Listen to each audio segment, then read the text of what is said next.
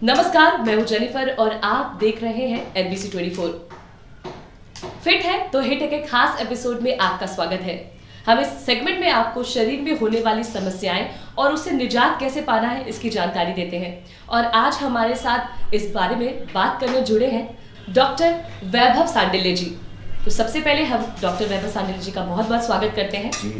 Doctor वैभव सांडिल्य जी, आपका स्वागत है जी। डॉक्टर, आज की जनरेशन जो है वो शरीर को स्वस्थ रखने के लिए बहुत कुछ करती है। एक्सरसाइज हो गया, खान पान हो गया, लेकिन उससे ज़्यादा ज़रूरी है ओरल हाइजीन। तो सबसे पहले आपसे जानना चाहेंगे कि ओरल हाइजीन क्या है और कैसे करना है, दर्शकों को बताइए। जी एग्जैक्टली। ओरल हाइजीन जो हमारे मुंह में जो गंदगी होती है, और अच्छा क्योंकि मुंह हमारा ओरिफिस है जिससे हम लोग खाना खाते हैं, तो वाजिब है कि वो हमेशा गंदा होगा ही।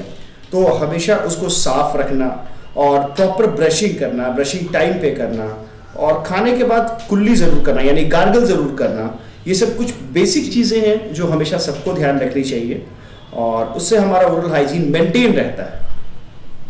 जी जी जी।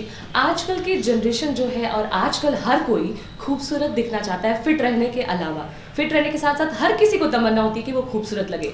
तो आजकल जो आड़े टेढ़े तिरछे दांत होते हैं, लोग अपनी खूबसूरत स्माइल के लिए बहुत कुछ कराना चाहते हैं। जब जहाँ तक हम बात करें ब्रिसल्स के बारे में, तो कुछ लोग डरते हैं। तो हम जानना चाहते हैं, जिसे चिकित्सा जगत में कॉस्मेटिक डेंटिस्ट्री कहा जाता है, उसकी जानकारी दे कि क्या नई तकनीक आई है और कितना कारगर है।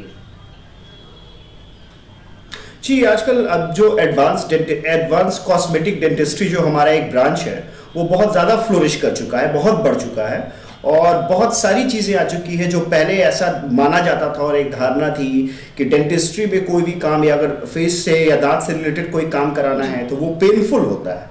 बट अब हमारी जो डेंटिस्ट्री में एक एनेस्थीसिया और लेटेस्ट ऐसी टेक्निक्स आ चुकी हैं जिसमें अब पेन का सवाल पैदा नहीं होता है, वो बिल्कुल पेनलेस होता है।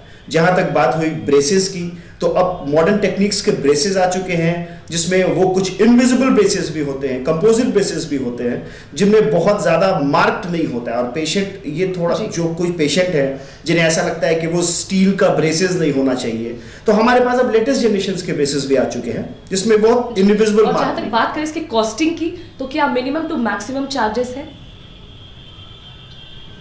Minimum to maximum charge depend करता है पेशेंट के प्रोफाइल पे, एग्जैक्टली कितना ज़्यादा है, क्योंकि हम लोग को टूथ का मूवमेंट कराना पड़ता है। तो जितना ज़्यादा टाइम टूथ के मूवमेंट में लगेगा उतना कॉस्टिंग डिपेंड करता है उस पर। अगर थोड़ा कम डिस्क्रिपेंसी है यानी थोड़ा कम परेशानी है, तो फिर हम लोग को टाइम कम लगता है, उसी पे हमारा ट्रीटमेंट कॉस्ट डिपेंड। हमारा अगला सवाल ये है, तो सबसे पहले आपको बता दें कि इस पैंडेमिक में हर कोई परेशान रहा है। कोविड-19 की जो सिचुएशन आई है, कोविड-19 चल रहा है और इसका सिम्टम्स है गले में प्रॉब्लम। लेकिन हर बीमारी जो गले से होके जाती है, पैसेज, उससे पहले पैसेज है मुंह और नाक। बीमारी जो है वो मुंह और नाक से जाती है। तो चिकित्सा जगत में एक नया रोग जुड़ा है और इसका निवारण किया है, और चिकित्सा जगत के लिए एक चैलेंजिंग रहा है। जहाँ तक डॉक्टर की बात करें और जहाँ तक पेशेंट की बात करें, तो कितना चैलेंजिंग रहा है, इसके बारे में बताइए। बिल्कुल बिल्कुल ऐसा है कि जब से शुरुआत हुई कोविड-19 वायरस जो नया आया, और जैसा कि आप जानते ही हैं कि इसका जो पैसेज है नाक और मुंह है, और जो हम डेंटिस्ट्री हैं, डेंटल सर्जन्स हैं, हमारा बेसिक काम करने का पूरा एरिया जो है वो मुंह है। तो जब शुरुआत में कोविड आया तो हमने एक्स्ट्रा प्रिकॉशंस लेने शुरू कर दिए। पहले कुछ दिन तक तो हमें अपना ओपीडी बंद कर देना पड़ा, फिर हम पीपी किट और बहुत सारे N95 मास्क और डिफरेंट प्रिकॉशंस एंड फॉगिंग फिर शुरू करके हमने पेशेंट्स देखना शुरू किया।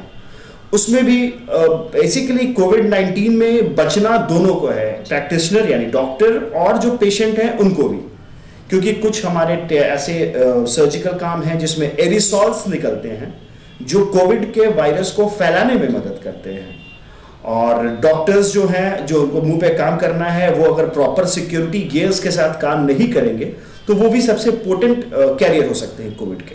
तो एक्स्ट्रा प्रिकॉशंस को लेते हुए ही इस कोविड-19 पेंडेमिक में आगे बढ़ना है। जी बिल्कुल, जितना पेशेंट को दिक्कत होती है, उसे कई ज़्यादा डॉक्टर को भी सावधानी बरतने की जरूरत है। बिल्कुल बिल्कुल, और डॉक्टर को उससे ज़्यादा सावधानी बरतनी है क्योंकि उसे मुंह में ही काम करना है। तो proper PPE kit, protection kits और N95 मास्क, ग्लव्स, विंडशील्ड्स सामने पहन के ही रहना जी, है। आपसे जानना चाहेंगे डॉक्टर, हमारा अगला सवाल है कि अस्वस्थ जीवन शैली आजकल हर कोई अपना रहा है। बात करें जनरेशन की तो हर कोई फास्ट फूड खाना शुरू कर चुका है। फास्ट फूड ज़्यादा बच्चों को पसंद है और यंग जनरेशन को भी पसंद है।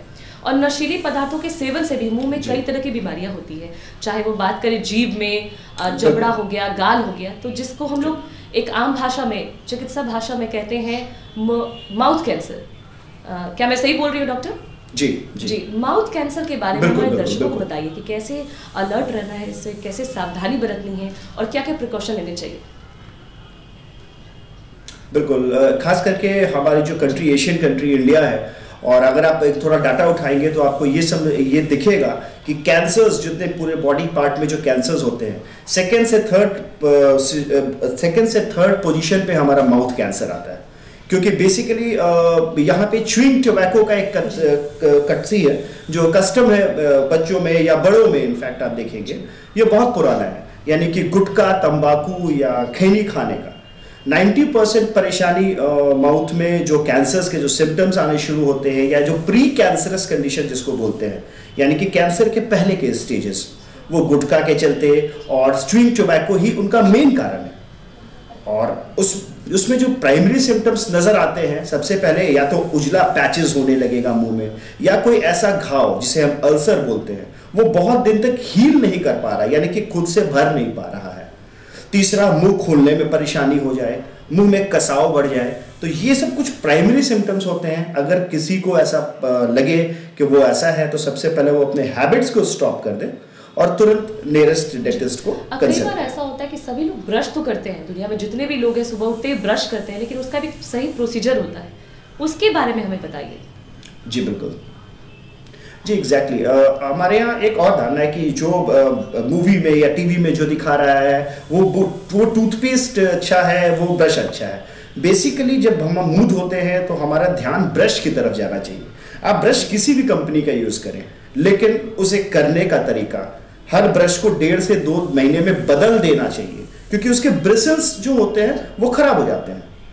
और आप टूथपेस्ट कोई भी अगर यूज कर रहे हो, ब्रश सिर्फ 1 से 2 मिनट तक ही करें, पूरी जगह करें, बहुत जोर से ना करें। और एक मॉडिफाइड ब्रश टेक्निक जो होती है हमारी, जो हम हमेशा हमारे पेशेंट्स को गाइड करते हैं, उस तरह ही से ब्रश करना चाहिए। और हमेशा गार्गल जरूर कर लेना चाहिए, खाने के बाद हमेशा पानी से गार्गल कर लेना चाहिए। तो अगर ये जो प्रिलिमिनरी चीजें हैं, अगर सारे लोग अगर इस चीज को मान के चलेंगे तो आई थिंक सो कि परेशानी। आपने सही कहा कि बहुत लोग ब्रश तो करते हैं, लेकिन किस तरह से करना चाहिए और उसका जो पोजीशन होता है, ब्रश करने के बाद कुल्ला करना चाहिए। दर्शकों ने जरूर नोट कर लिया होगा कि ब्रश करने के बाद कुल्ला जरूर अच्छे से करें, और ब्रश 2 से 3 से ज्यादा मिनट ना करें, और 2 बार, दिन में 2 बार खाने, रात में खाने के बाद और सुबह में उठते ही ब्रश करें। आखिरी और अंत में ये जानना चाहेंगे कि हर बीमारी एक वार्निंग जरूर देता है, तो कोई भी बीमारी जो होती है वो मुंह से होकर जाती है, तो इसके प्रिवेंशन के लिए आप दर्शकों को क्या टिप्स देना चाहेंगे? मैं दर्शकों को यही प्रिवेंट करने, मैं एज अ ओरल सर्जन के हिसाब से मैं यही प्रिवेंट करूंगा कि सबसे पहले जो नशीले पदार्थ हैं, गुटखे हैं, पान मसाला है, उसका सेवन तो बिल्कुल बंद कर दें। बहुत ज्यादा स्पाइसी चीजों का भी सेवन मत करें। हेल्दी फूड खाएं, बहुत स्टिकी फूड नहीं खाएं। खासकर हमारे छोटे दर्शक हैं, आपके जो छोटे बच्चे हैं, वो छोटे बच्चे चॉकलेट्स के बहुत आदी, चॉकलेट्स थोड़ा कम खाएं, और हमेशा मुंह धोएं और कुल्ली करें। तो बहुत सारी ऐसे परेशानियां होंगी जो उससे अवॉइड की जा सकती है। डॉक्टर, हमारा अगला सवाल है कि हमारे मुंह में 40 तरह के एंजाइम्स होते हैं, जो कि हमारे डाइजेशन के लिए काफी अच्छे होते हैं, लेकिन कई बार ऐसा देखा गया सुबह उठते ही ब्रश करो पहले कहा जाता है, लेकिन अब ऐसा हो गया कि सुबह उठते ही पहले गर्म पानी आजकल लोग पीते हैं फिट रहने के लिए। तो क्या गर्म पानी पीना पहले सेहतमंद है या ब्रश करना पहले सेहतमंद है? क्या बेटर रहेगा? देखिए, बिल्कुल जैसा कि आपने बताया, और बेसिकली एक फैक्ट ऐसा है ना कि हमारा पूरा बॉडी बैक्टीरिया और एंजाइम से भरा हुआ है। होता क्या है कि हमारे बॉडी में खाना पचाने के लिए भी अलग बैक्टीरिया है, और वही बॉडी का बैक्टीरिया अगर मुंह में आ जाए तो परेशानी करना शुरू कर देगा। जैसे कि बेसिक जो बैक्टीरिया हमारे मुंह में होते हैं, वो स्ट्रेप्टोकोकस ऑरियंस या स्टैफिलोकोकस पायरोजेंस जिन्हें हम बोलते हैं, वो खासकर रहते हैं। और जहां तक मुंह में बैक्टीरियाज का सवाल है, वो 500 अलग स्पीशीज बैक्टीरिया एक साथ रहते हैं। एंजाइम्स की जहां तक बात है, 200 एंजाइम्स नॉर्मल प्रिवेल करते हैं, जिसमें गैस्ट्रिक एमाइलेज जो आपके सलाइवा से नजर निकलता है वो उसमें लिखा जाता है। तो होता क्या है कि जब 12 घंटे का एक स्पैन होता है, आप रात में 9 बजे खाना खाते हैं और 12 घंटे का एक स्पैन आता है, उस स्पैन के बाद जो नॉर्मल बैक्टीरिया का फ्लोरा होता है जो आप खाने के साथ मुंह में लेकर के आए हैं, वो बढ़ जाता है, तो फायदा से ज्यादा घाटा करेगा। तो ये ज्यादा जरूरी है कि सुबह में अगर आप गर्म पानी से भी गार्गल कर रहे हैं तो एक बार मुंह में जो सलाइवा है या मुंह में जो उस समय फ्लोरा बन चुका है उसको आप गार्गल करके बाहर फेंक दें, फिर आप पानी को पी सकते हैं और फिर आप ब्रश करने के बाद ही कुछ खाना खा सकते हैं।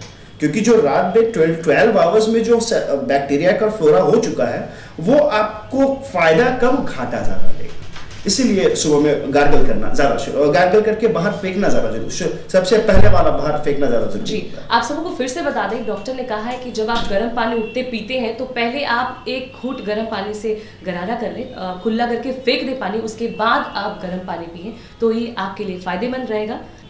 वैभव सांडिल्य जी, आपका बहुत बहुत स्वागत है खास जानकारी देने के लिए हमारे दर्शकों को। NBC 24 सच की ताकत।